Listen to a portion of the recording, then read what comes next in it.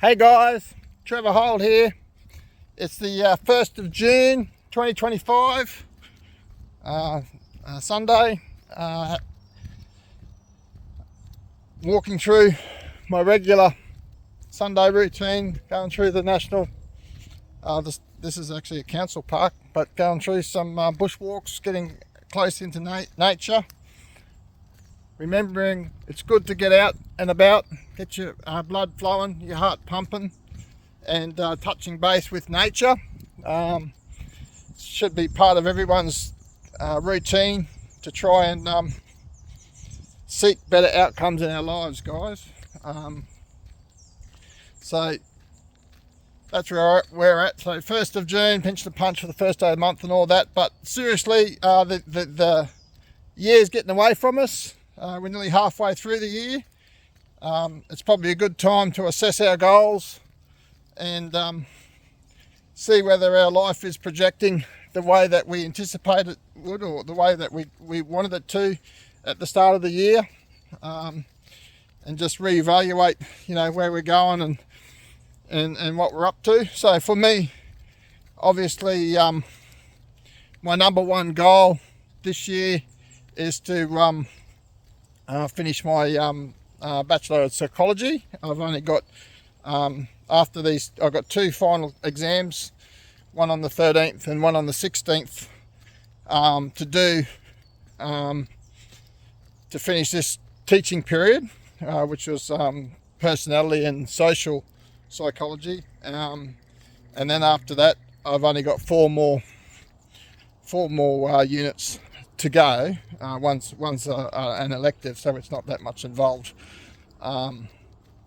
So getting close to the end of that, and that's been a goal of mine now for quite some time, I suppose. I've been taking baby steps with education. I didn't know how I'd go getting back into school and get back into learning, but when I turned 40, I started Cert 4 in mental health. It took me 2 years to do that. Then I've done my diploma in counselling. Took me 2 years to do that, and it's taken 2 years so far to do my Bachelor of Psychology. So that was my number one priority leading into the year, is just to continue doing that. And obviously with the National Fire Ant Eradication Program, continuing that campaign, and where we're up to on that is it gets a little bit interesting, because I was force treated on the 16th of April, which resulted in 2 criminal charges of obstructing police. So I've gone to court once. I'm going to go to court again on the 10th of this month as well. So I've got pretty much my documents sorted out for that. I just got to sign my affidavit and get going. I feel that's really going to help the Fire Ant Eradication Program. There's a lot going on in the background with that.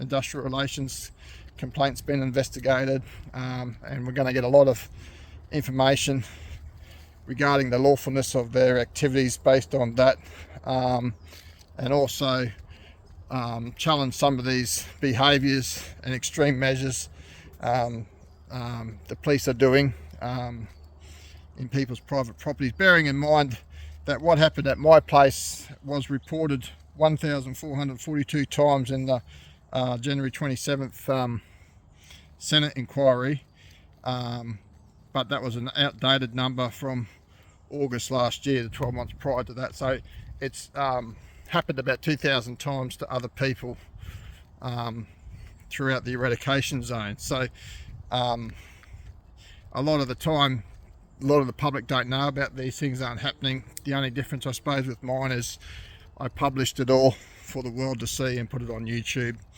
and sharing my journey, because knowledge is power. So if we can understand how extreme these behaviours are that they're doing, then that's going to help our campaign. So yeah, that's just a supplement thing of my life, because obviously creating better outcomes for people is what I do as a mental health practitioner and qualified accredited counsellor. That's what I try to do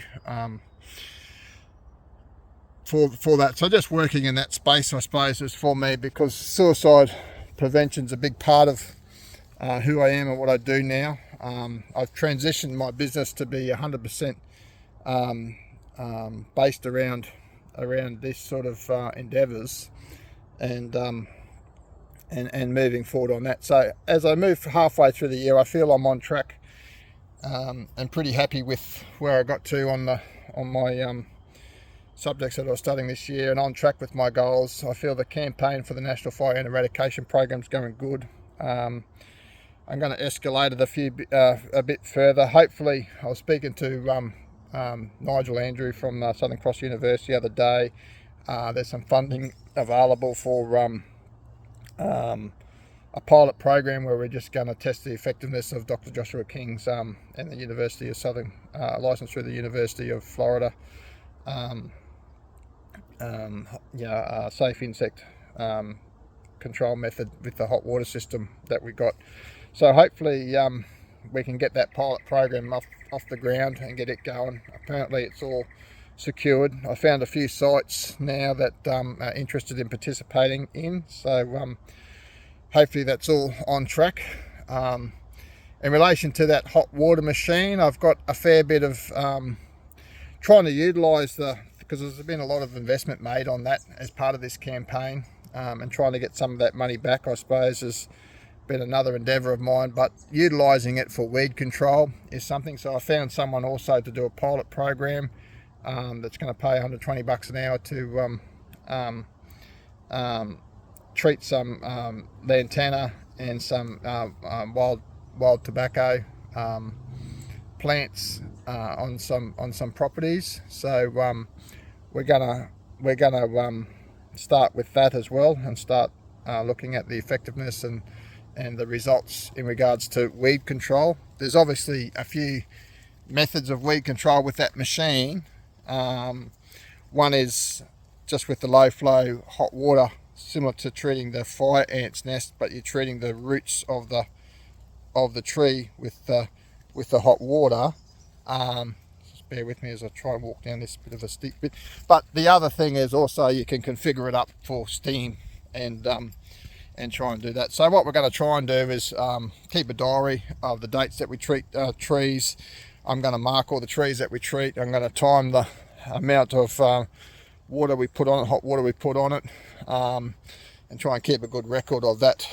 So we've done a few little trials around my personal property on that, with some varying results. So we're starting to learn a little bit more about the process now. We're just working towards that, just to try and grab some additional funding for these machines to fund, because obviously to get serious about fire ant treatment we need to get a few more of these machines in the suppression zone, and just trying to make it a viable commercial solution may require other avenues of income for the investment. So just looking at that, I feel a pretty positive mood forward. So there are a few things going on in relation to that campaign. So hopefully in the next few weeks this pilot program will be up and running, and we'll start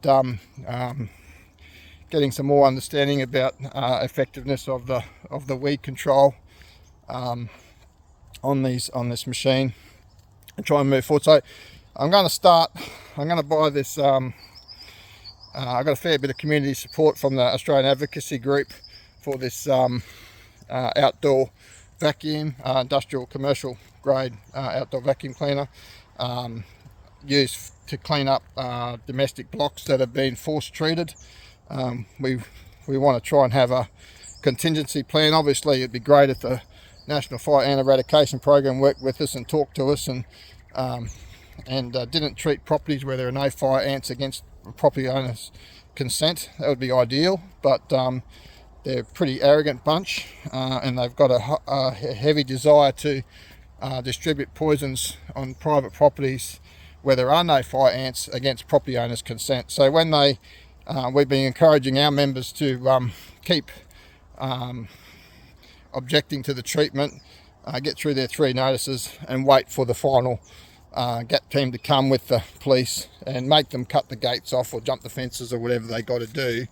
And if they do go through that whole process, then they can give me a ring and I can cruise around there and clean it all up for them. So they puts their mind at ease, I suppose, is what we're trying to do with people, so it's not so stressful and there's not so much anxiety involved in it. So we're moving forward with that. So I feel that's going well. We're actually going to do some zombie campaigns, I suppose. You know, is your government poisoning you? Are they paying zombies to jump your fence and poison your private property against your consent in areas where there are no fire ants? And start a big campaign about that. We're going to buy some Bunnings spreaders, poison spreaders, and get some zombie masks on them and that, and start a pretty good campaign like that. So I feel that should be quite beneficial for the next stage of our campaign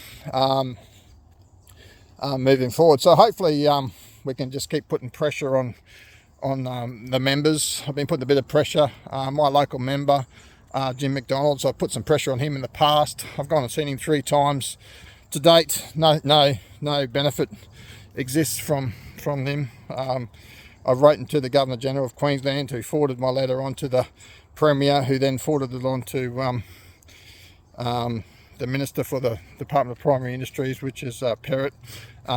He failed to respond, and that's what they do, they just don't respond. But anyway, hopefully we can still keep putting this pressure and make the people of power realise that human rights, property rights and individual choice are important, and we're going to fight for these moving forward and do whatever it takes to re-establish our rights in this country.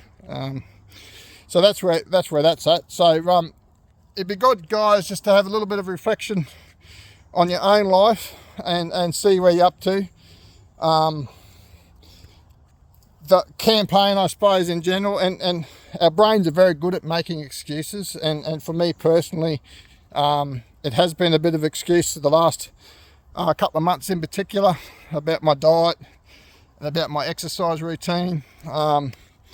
Hasn't been going to plan lately, but that doesn't mean I give up on that. I just keep trying to reframe my thoughts and keep trying to get back into that headspace where I prioritise my diet and prioritise my exercise and get out to it. So just because I've been slack the last few months doesn't mean I have to continue to be slack, and it's just a slow process. And the other thing is, I suppose, not to be so hard on yourself, and me too. That's part of my process to get through my days is to be a bit forgiving. It's okay to say, okay, well, I've had a few tough weeks, getting tackled, getting injured by police forcing entry on my gate to the point where I had to get stitches, getting tackled in my backyard by a police officer for not wanting chemicals distributed in my garden, my herb garden, and being arrested, and criminal charges that I have to deal with through a court. All these things can create negative outcomes, and it's okay to be a little bit forgiving if you do fall off your exercise routine or your diet routine, or you take a little bit of time to get through these issues emotionally, guys. It's okay. So and that's where I'm at. And AAG has been supporting a lot of people in the campaign, and it's good to see that that support's been returned to me. I'm getting a lot of support from the community. I know it's supposed to support the community, but the community's been very supportive to me as well. So it's a bit of a two-way street, and I thank everyone for that. So moving forward, I think overall, as we get into the end of financial year, it's important to sort of get on top of your finances, get on top of your budgets, get on top of your especially all your claims you can do on your tax returns and whatever investments you're going to do. You've got to look at all the benefits now, being so close to the end of financial year. So you've got to try and get all that stuff in order and work out what's best suits you financially for a lot of these investments, or a lot of these things that you're doing moving forward. So And yeah, and I got to do the same. So it is a bit busy time of year for many people because of that.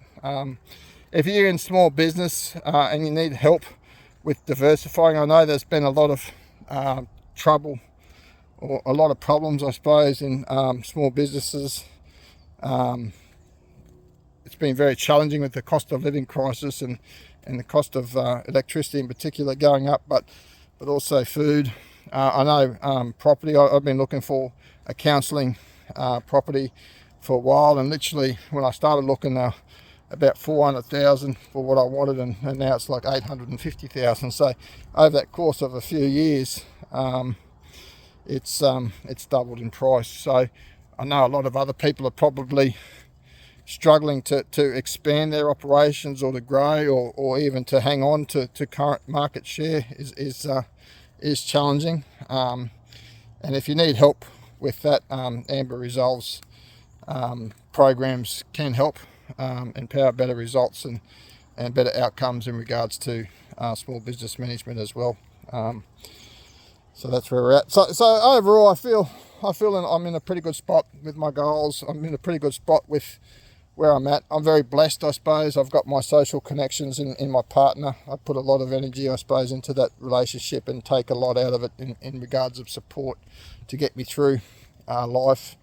And I know I'm very blessed in that regard, because a lot of people's major issue is that lack of support from their intimate partner or from their partner, with high rates of divorce and high rates of single parents and high problems with family court law and a lot of these big stresses in life that people have to deal with as well. So I do acknowledge that I am blessed in that regard, and but